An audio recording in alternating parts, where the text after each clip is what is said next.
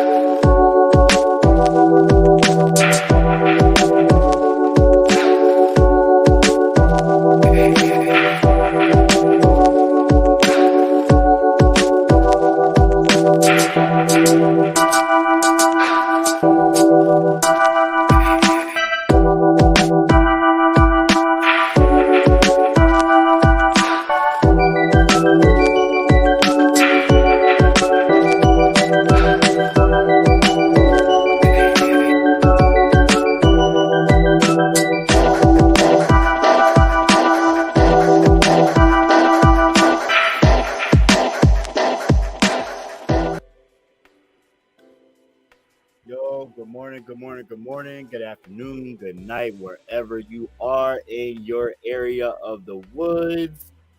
It's John Tell back on the Leon Block, joined with our co-host today, Chaz Neal. How you doing today, brother? I'm doing good. I'm doing good. I'm doing good. I'm doing good. Good morning. Good morning. Good morning. Yeah, I'm so ready for this morning. It's a Sunday. It's a special God's episode. day. That's right.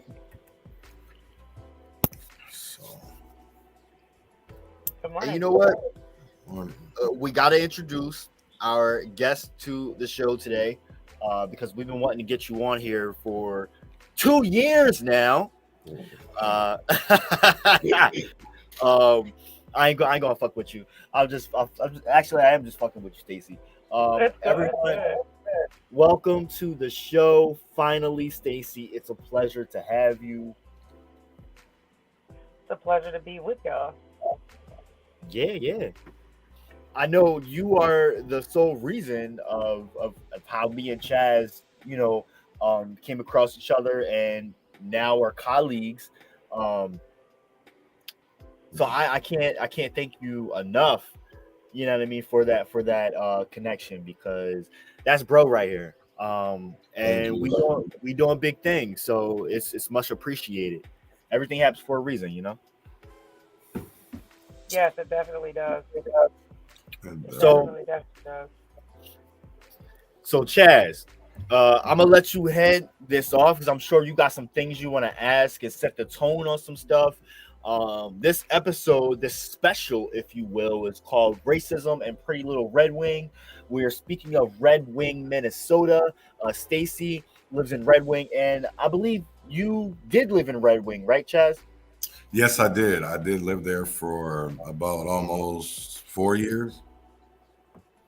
So it's a pleasure, honestly, to have you as a guest today, especially as someone that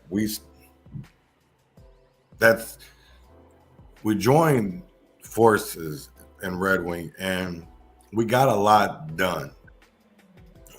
There's so much more that I feel like we could have gotten done, and for various different reasons of how the world plays out, how politics play out, they try to divide us, and they were successful a little bit in Red Wing. But I brought you on here because there's stuff that's happening that I don't think people are fully understanding that is going on. And that's why I wanted to bring you on here, because it's somebody that we fought together for a lot of different reasons to get rid of. Pullman, we were successful. A resolution, we were successful. But has that really changed anything in Pretty Little Red Wing? Are you asking me now? Yeah. Oh man, look. Well, first of all, a little backstory, just so everybody's aware. Like, Chaz and I, me, Chaz, Ashley, and my daughter all met because we all worked in the same factory at Bic, and we all lived together for a while. So we have some backstory on that, and you know, everything was good, you know, and then we fought together, you know what I'm saying? And we had a lot of ups and downs, and there was a lot of, and the things that people don't understand is even when you're fighting together, there's always questions and answers, and there's rebuttals, and there's, you know, it's not a competition as much as it is trying to educate each other and keep each other informed and in the loop. And of course, sometimes it's hard to see through, and people try to pull you apart. And I remember, Chaz, in the beginning when we were talking about how, I had told you, I said, you know, people are going to try to pull us apart. This town is really cliquey, okay? And that people are going to try to come between us. The one thing we need to do is not let it happen. Right. And we did. And we did for a minute, you know what I'm saying? And then we're seeing through that now. Right. But it took a while to get back to this, you know what I'm saying? And that's okay, because it's the struggles, our individual struggles as well, that we need to overcome too, you know what I mean? To get to where we are. You know, not everything is cut and clear. It's nothing crystal clear, you know? Right. Talk about it. So, you know, you got to see through all that fog in order to get back to reality sometimes, because when life happens, sometimes life really kicks your ass, and you got a lot of shit to deal with. So anyway, let's talk about Red Wing. I have lived in Red Wing my whole life. Well, you know, besides moving here, there, and everywhere. But I was born here. Red Wing was founded and based on Chief Red Wing, which is a Native American, right? And so literally, Red Wing is based off of the Dakota tribe down here. And you would have never known it for a long, long time. All the back history on Red Wing. The KKK used to come and host on top of our bluff. They used to, you know, hang people and shit, and burn crosses in people's front yards, and it's a lot. So the racism runs real deep here. It's really hard to cut through it, but we did some of that. We opened up a lot in Red Wing, and a lot of people didn't want to see. We pushed limits. Like, you know, they tried to stop us from marching in the middle of the street. Mm-hmm. That didn't work. We still did it. Nope. That didn't work. We still did that. They told us, you know, they tried to get us in trouble for the spray talk. Right. That didn't work. They tried to, because they tried to charge you with it, and you didn't even do it. I did it, and I don't know how many times I had to tell them I did it. I mean, I literally called the police force to let them know, you got the wrong person. That was me. Right. You know, and nowhere did anybody say that you can't. Like, all the other different things that Red Wing used to host, you could spray up that whole band shell and put up whatever you wanted as long as you took it down. Right. But the minute we put George Floyd's name on the band shell and Black Lives Matter, then there's a problem. People didn't like it, so they called the police on us, and then they were going to try to get us for vandalism, wasn't it? Chaz? Right. Yeah. So it was vandalism. Yep. It was vandalism, destruction of public property. It was a bunch of bullshit charges. And I can't say us. They didn't try to get us. They tried to get you. Mm-hmm. And I wasn't even in town that night. No. That's the crazy part. It was me and another person that did that. And I'm not going to throw him out there because he's not here to defend himself. No. But, you know, like, he's no longer with us. So, Right. he died unexpectedly, Well, which is weird. But anyway, what do you want to know about Red Wing? I mean, like, okay, so the shit that hasn't changed, my daughter is a single mother of 2 children, okay? My daughter is she is a mixed black woman, young woman. She is 23. She'll be 24 this year, in December. And I have a 5-year-old grandson and a 1-year-old granddaughter, right?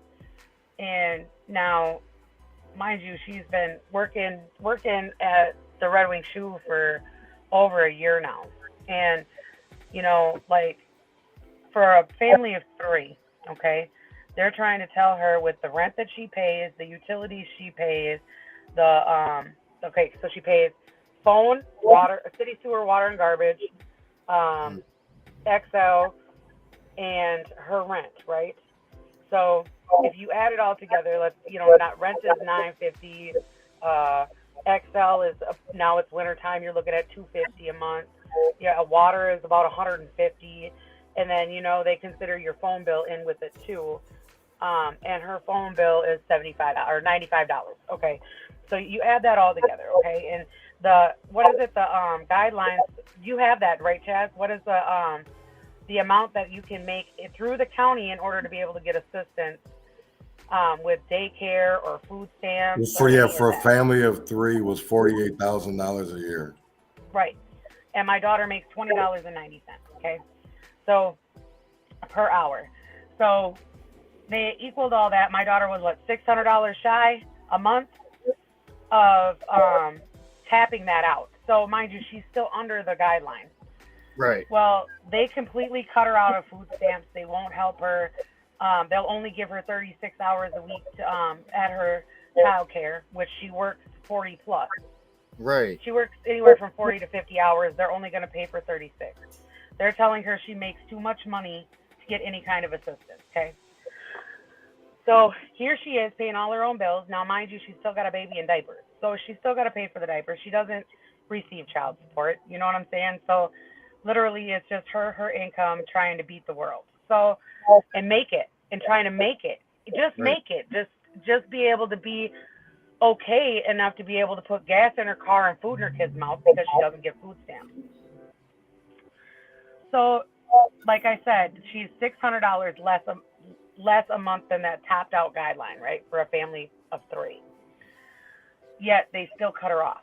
So she contacted the county building. We got a paper saying she was going to receive food stamps and that her daycare was set up. So, and they were going to pay her daycare, right, for 50 hours a week.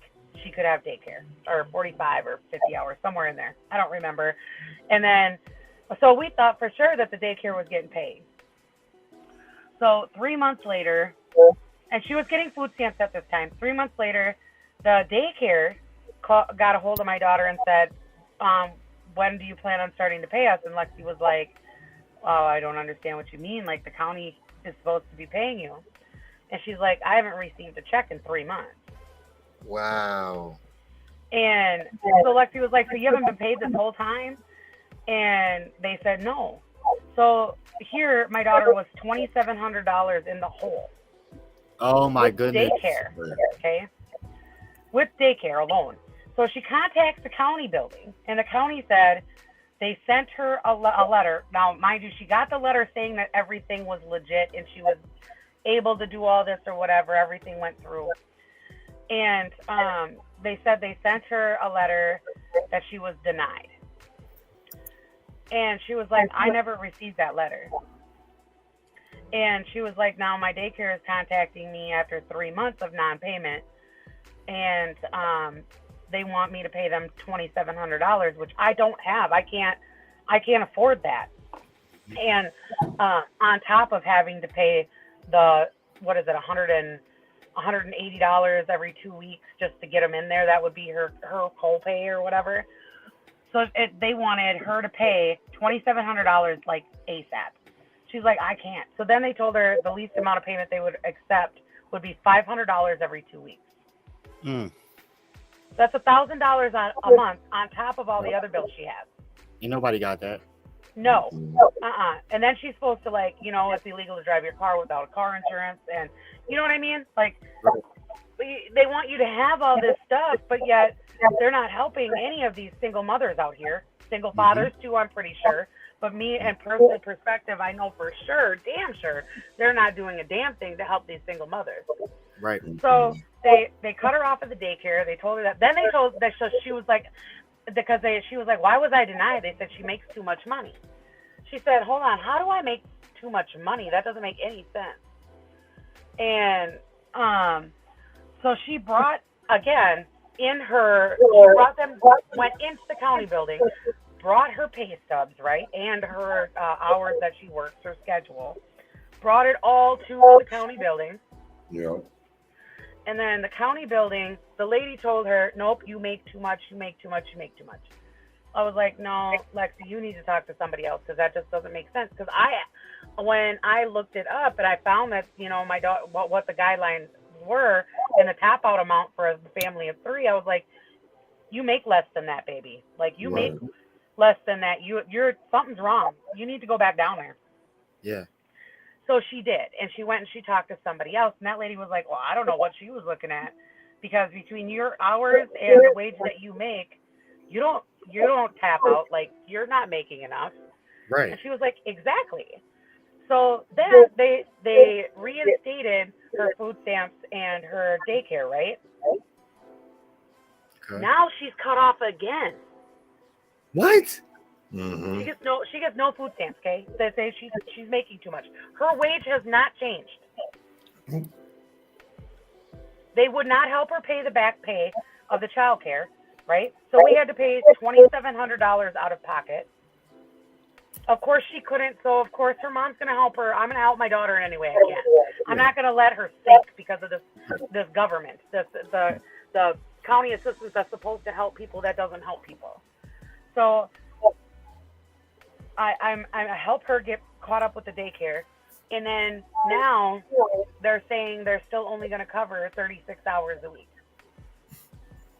Which isn't even a full-time job. Right. and then they want more money for my grandson to go to school. Ridiculous. So my daughter feels like she's thinking, right? Like, now she's had to go through these steps with the county building. This is the 1, 2, 3. This is the 4th time. The 4th time she's been down there in less than a year. Wow. Yeah. And that's Yeah. Lexi right there, right? Yeah. Oh yeah, I met That's her. my daughter. Yeah. Forgot I did meet her before. Yeah. Yes, we met after Dante Wright was murdered. Yeah, right in front of the police station. Yeah. Yep. She there's told a- you, I think she was pregnant then, wasn't she? yes. I think she was. I Yep. think she had I think y'all, it was just announced. Yep, that she was pregnant with Lily. Mm-hmm. And that's when she begged me to quit marching the ground because she couldn't go with me, and she feels like without her next to me, she's not protected. I think I'm not protected, and and she didn't want to have to stress it. I did, however, do some marches regardless on what she was feeling, and her anxiety went so high she ended up at the hospital both times. So I figured I better not. Right. But Right. anyway, so yeah, that's my daughter. She's down here trying to make it with 2 kids, and the county ain't doing shit to help her. And then let's talk about housing. Okay. Yes. Now, okay, so housing down here, you're supposed to be able to have low-income housing, correct? They don't have it. I'm telling you, they don't fucking have it. There's no such thing as low-income housing in this Right. county. There's no such thing as low-income housing in the state of Minnesota. No. There's no such thing in the country because they Right. like affordable housing, but poor people and low-income people cannot afford "quote unquote" affordable housing. Not even on a minimum wage. Talk No. about it. Okay, so I make good money, but and my daughter, honestly, $20.90 used to be good money.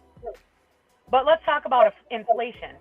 So you have the cost of everything that's gone up. You've got gas, you've got food, you've got your XL bill, you've got your water bill, you got your Talk rent. about it. Everything has gone so far up that making $20 an hour you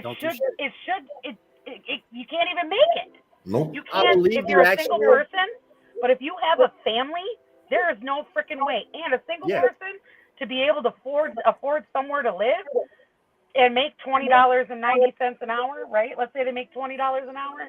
They would have to get an efficiency apartment, and they better hope that their utilities are included, because Yep. Yep. base rent for an efficiency apartment in Red Wing, okay, I'm just going to base this on Red Wing, in Red Wing is anywhere from $900 to $1,200. Yeah. For an efficiency, that doesn't even give you a bedroom. Nope. Right. And I So think the we've been figure looking for now is something- like $36 an hour or $38 an hour you have to make to break even now, or to be able to live comfortably. I think that's what it is now. You have That's to live just comfortably. just barely breaking even. Yeah, I think it's like $38 an hour or something. So $20 an hour, $15 an hour ain't shit for any of No, us. No. no. So McDonald's sign down here says hiring up to $15 an hour. What is Up that? to. Up to. You're giving them a chicken nugget, dude. You should be giving them a Big Mac. You know what I'm saying? Talk about it. Talk So, about like, it. I that's just for a single person. So if you got a family, dude, Right. you're screwed. You're screwed. Yep. Because the daycare is expensive as hell, for one. Daycare is very expensive. If you want to go to it's almost like the county wants my daughter to quit her job and live off the system that isn't going to help her anyway. That's what Yeah. they want her to do. Exactly. Yes, Yep. they want her to live off of them because then they have control over her life. Yep. Yep. Here's the thing is, I'm not going to let it happen. That's Not right. if I have anything Talk to say about about it. it. Dude, I'll live in my truck and make sure my daughter and my grandkids are good before I let that happen. Talk about it.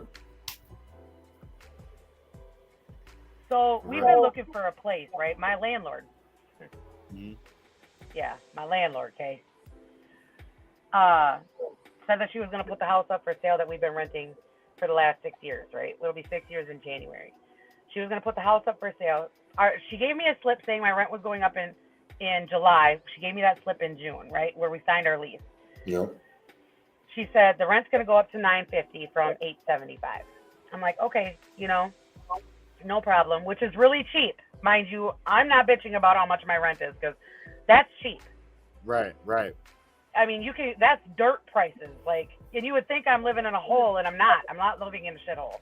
But, like, it's just cheap. And then, okay, so she gives me that slip in in June. And then in July, she has the plumbing guy come to fix our shower. And she comes behind him and says they're going to put the house up for sale on October 1st. Now, mind you, we just signed our lease in June. Wow. So why would you have me sign a lease in June if you're gonna tell me in July that you're putting the house up for sale in October? So then my daughter and I were looking for a house, right? Like, we're trying to find somewhere to live that is within our budget, which honestly, like, it's hard you can't. Yeah. Because at that point we're a family of 4, right? Robin And we Hood have paper. 3 pets. We have 2 dogs and a cat. So, we're trying to find at least a 3-bedroom because 2-bedroom we're on top of each other. Damn. We're making it work. No, We're hold on, making it check work. this comment out. Huh?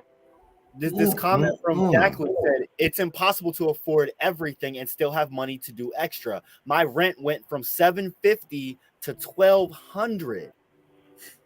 Wow. Yep. Yes. And then not only you look at it though, your rent goes up to $1,200, and not only is that going up, your XL bill's going up, your water bill's going up, Yep. and your food and gas, everything is going up. The price of clothes, everything. Inflation. It's inflation. The value of a dollar has decreased 1,000 times more in the last 2 years than it ever has. It's just gotten worse. I don't want to cut you off, but I want to read you something real quick, because this is something that Red Wing passed, adopted August 9th of 2021. Whereas the city of Red Wing leadership is committed to ending racism in building an active anti-racist culture in the city of Red Wing now. Do you feel like anything with the strategic racial equity action plan, the advisory board, do you feel like anything is in place right now to help the situation with not just with Lexi, but with others that are, because I know damn well that Lexi's not the only one going through this in Red Wing. Oh, no. No, You know no, what no. I'm saying? I know that, and I really don't, I'll say like AP or JV, so many other people that are going through this. And it bugs me because I don't live in Red Wing anymore, but I still follow. And I see that they're putting so much money into other things, but they're totally ignoring the homeless, they're ignoring the poverty problems, and focusing on pretty little Red Wing. And that bugs me so much. It doesn't just bug you, it bugs the hell out of me, because you look at it like this. No, the advisory board can only do so much when people aren't showing up to actually try to Talk make about happen. it. Okay, my daughter is part of the advisory board. There's two people, her and another person, that show up. Now, mind you, they're getting paid to do this program that's supposed to be breaking down policies and procedures. Okay, they're getting paid to go to this and do this.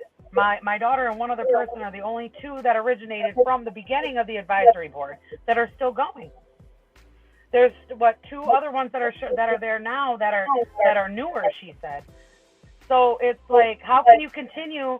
Okay, they put this in place to help our community, okay?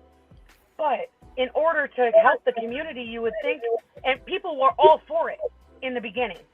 Right. The longer it went on, the more people just kind of freaking stopped doing it. I don't know that they stopped caring. I think they quit putting faith in the program. Okay. See, and you make a very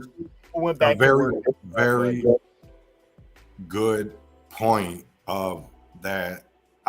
And I will say my belief is, and we might have different beliefs on this, but I think people stopped believing. I won't even say believing, because honestly, how I felt is that a lot of it, the community involvement wasn't there. It was more of not listening to the community, but listening to the way that the city wanted to do it. The city wanted to have their hands all in it. Same here. Right. So it was like when the city hired Dominique Johnson, I think that was her name. Regardless of whatever, I still felt like, even with Roger Pullman, and this is the part that frustrated me with Pullman, because Pullman didn't want community policing. He didn't want his police officers to get out of their vehicles, to be out there in the streets with the community, knowing who because not a lot of Red Wing police officers actually lived in Red Wing. There's not very many. Right. So to get to know the people, and that's not something that Pullman approved of, because we've seen it with his own sergeants that would get in trouble. And then we even seen it with the advisory board, where they weren't taking it serious. Well, and I love how you touched on that, because we did have a couple of officers that were trying to help. And right. What's crazy is neither one of them work down here no more. One of them, after he kept pushing, right, to try to mend bridges and make things better with the police department and the community, to try to have them reach out more, playing with our kids and all that. They made the county, and it was during COVID and the pandemic, and I know that it's still going on, but it was when everything was just in lockdown, and then we came out of lockdown and we were doing a lot of sterilizations. Do you remember that?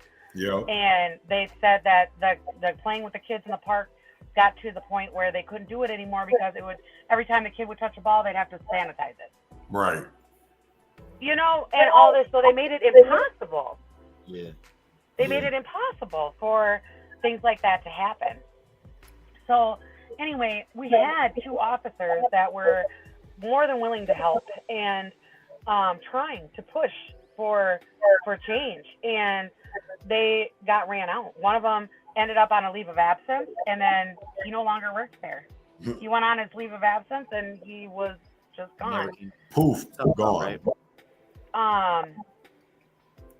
Edelman. Mm-hmm. He was our go-to. He was our link between the community and the police department that was trying to help us make change. And the more he pushed, the worse it got for him. Yeah, Yeah. I can imagine. Yes, it did. And he literally came down and told us, like, hey man, like, I'm willing to do whatever to help you guys mend these bridges. Like, our community needs to do better. Yeah. And he got pushed out. And that was right before Pullman was fired. And I'm sorry, but between Pullman and when Pullman was on the advisory board, if you go back and watch those videos, he made a mockery of it, dude. Right. He sat there. He wasn't engaged. He sat there and he sat and talked to the officer that was on the other computer next to him, laughing and shit, and wasn't listening to nothing. Right. But you want to mend bridges. Right. But you won't listen to the community. Right, you gotta listen first. Well, yeah, because I reached out to him about when he was telling people to board up and lock up, and be aware and stay inside. Remember that? Yeah. I reached out. I was trying to reach out to him to ask him why would he do that, and he would not return my phone call. Nope. Okay, it took Dean Hove, he was our city council president at the time, to call him because I was like, I'm gonna come down there. He better call. Now I think at the time I was sick, and I told Dean Hove, I said, look, I'm telling you right now, if he doesn't call me before the public comment, I'm going down to public comment, and I'm gonna shame him so bad about not contacting the community back that he is really gonna be put out there. Mm-hmm. And a 3-way phone call came then because he would not call me. He would not call me. So Dean called me on 3-way and made that conversation happen. And he still had issues with it and tried to deny the fact that he told that company to be aware. And what did he say? That he was afraid of what we would do. Right. When they had that Back the Blue Trump rally. Yep. That he was afraid of what we would do to the businesses downtown. Wow. Yep. Yeah, and that was the second time he told them to board up on us. Yeah. The first time, the first march, the first actual protest that was held in the was at the band shell, and that one was just, I put a Facebook post out there because my daughter and I were going up to the cities and protesting up there, and we were talking and we were like, there's more. It's not just in the cities. Racism is everywhere. She was like, can we do this in our own town, Mom?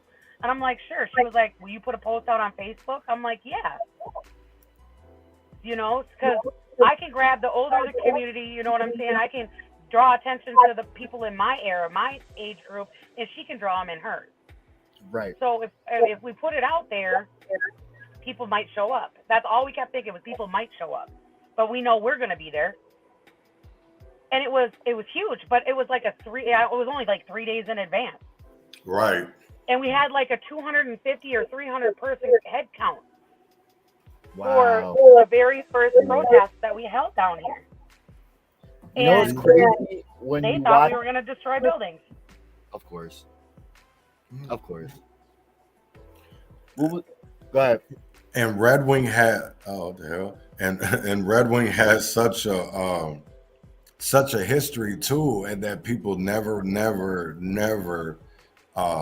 want to talk about. You have Wigger Days, or you have Shaquita Hurd situation of where an individual was beat up by the police and the city settled, and they wanted to act like they didn't know about it. It was all hush hush. Or even like with Wigger Days, where they still can't take accountability, the Red Wing public school system, for something that, even though nobody's looking for them to go back out and rehash history, but to at least take responsibility of history.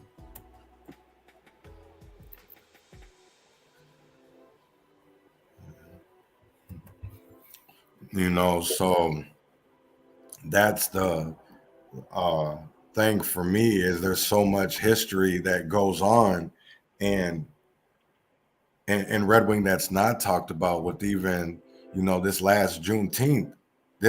How is it that it's 2022 in a city Phone is connected. In a city that has had Black people for years? It's their first Juneteenth event. You there, Stacy? Yeah, it looks like she's having some kind of connection issues. Yeah. She said she can't hear us or anything. All right, so I'm gonna tell her to go out and come back in. Come back in. So we're gonna take a small little commercial break, and we'll be right back. You already know, y'all. Appreciate you, brother.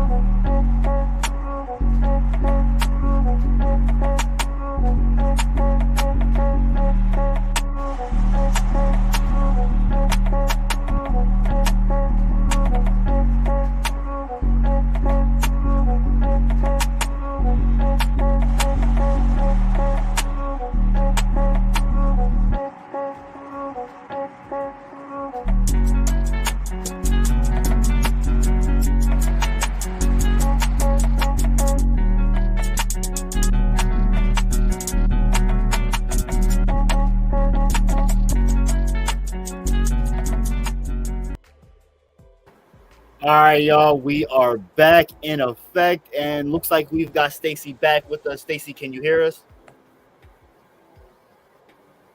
Can you hear me, Stacy? Oh, dang. Is it real? Uh-oh. We're still having technical difficulties? Yeah. How about now, Stacy? Can you hear us? Wow, she said it went out again. Oh. Yo, it ain't the Leon block without some kind of technical. Some kind of, you know, and this is what you get with independent media. You get technical difficulties. You get real life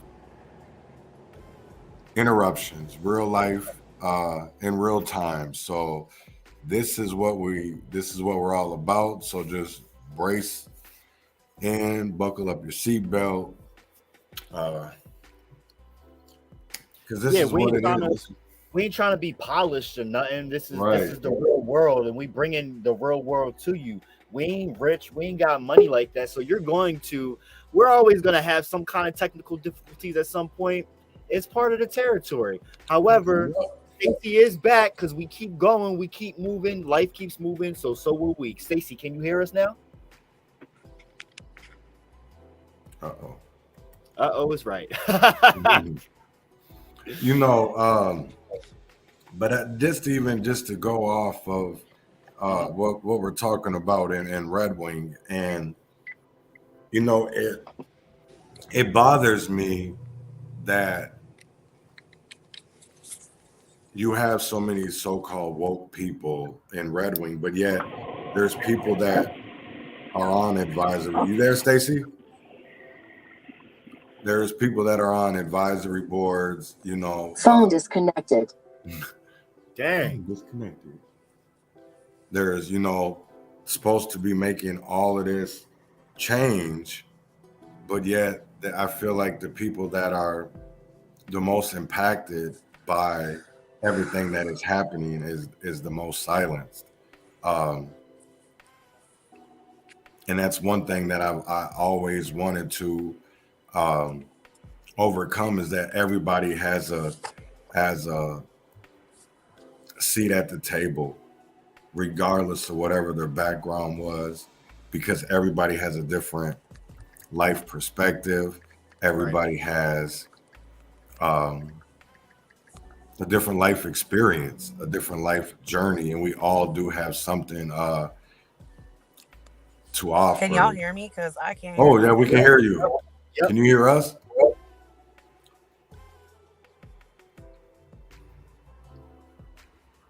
Wow, I can't hear y'all at all.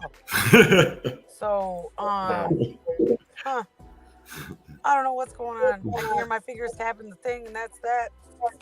I don't know if it's my phone. Lord have mercy. Oh my goodness. Well,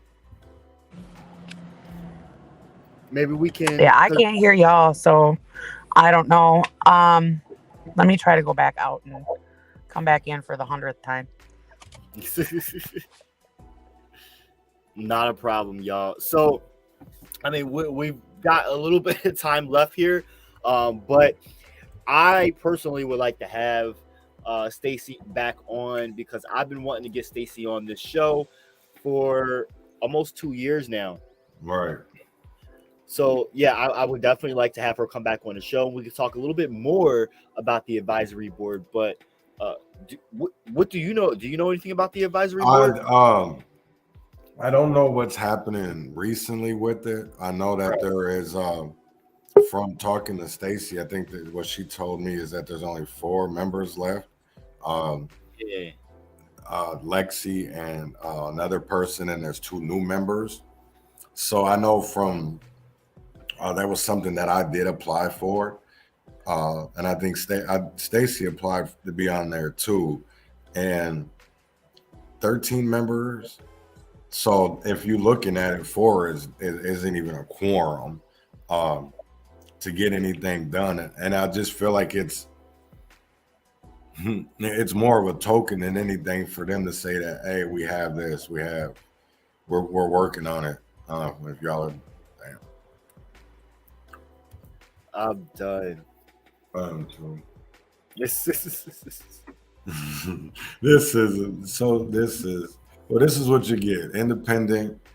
You get it real time distractions, real time. I don't even know what the hell this is. I mean, this is part of what happens when we're dealing with independent media. This is what we do. So there are going to be hiccups and trip ups, but we will have Stacy back on the show to talk more in depth about Red Wing and the things that are going on in a small town, the things that people of color and allies deal with in small town America, in rural America, specifically in Minnesota, because y'all got a lot of racists up there. I mean, well, there's racists all over America, but right. In Pennsylvania, we're dealing with similar stuff too, especially in smaller towns as well. So I definitely, you know what? Yeah. I'm gonna reach out to the mayor of Red Wing. I'm actually pretty close with Mayor Wilson, and I'm gonna see if we can get him on here. Not to put him under the gun, right, but to have an open conversation. Yeah. So I'll see if he will come on, because I know he does his own little podcast every other Thursday in Red Wing, Minute with Mayor Mike, and I've been on there a few times on this show. Okay. He is I know people will say that he's not because he's a Republican, but see, when it comes to city politics and city politicians, these are seats that are supposed to be nonpartisan, not bipartisan, but nonpartisan. So That means there's no political party attached to it. It shouldn't be anyways, but we see it. That's one thing that I want people to take and really lean on as we're going through this election last little 23 days, is to stop voting on party and vote on policy. Look at the person. If it's somebody that's been 20 years in Senate, and you look around your community and what have they done, and you see nothing, why are you going to keep on voting that way? Right. Why not make a change? Because If not us, then who? If not now, then when? That's right. That's right, y'all. Yo, is there any last couple things you want to add to that, Chaz, before we wrap it on up? I really just want to say that I really do appreciate everybody tuning in today to this special episode. If anybody that would like to get on here and to talk about their area, if they're from a different state, if it's a different country, we would love to get you on here, interview, to talk about your area. What are things that we can do to help? Because this is what this is all about. Reach one, teach one. And I want y'all to take this, because we'll be back tomorrow morning with the new episode, Motivational Mondays of the Urban Conservative. That's right. Also, tonight is the State of America at 7 Central. We will be talking about bullying, because it is Bullying Month. So tune into that as well. And win or fail, freedom or jail, heaven or hell, wish me well. Yo, appreciate you, Chaz. And shout out to our guest for today, who isn't on right now, but they are in the comments. Yo, Stacy, appreciate you for coming on to the show today and giving your testimony and your story. We will have you on again for like a part 2 or to finish. But again, just as Chaz says, you are welcome anytime. You are a friend to the Leon Block. Y'all all are friends to the Leon Block. And again, as he said, if you got something you want to say or a testimony you want to share, things you want to put on blast, that's what we're here for. So reach out. And thank you, Jackie, as well, for tuning in. Everyone that is watching, please share this stream. We appreciate the love and attention. Make sure you meditate on your path. Make sure you celebrate your being. Make sure you liberate yourself, educate yourself, all of that jazz.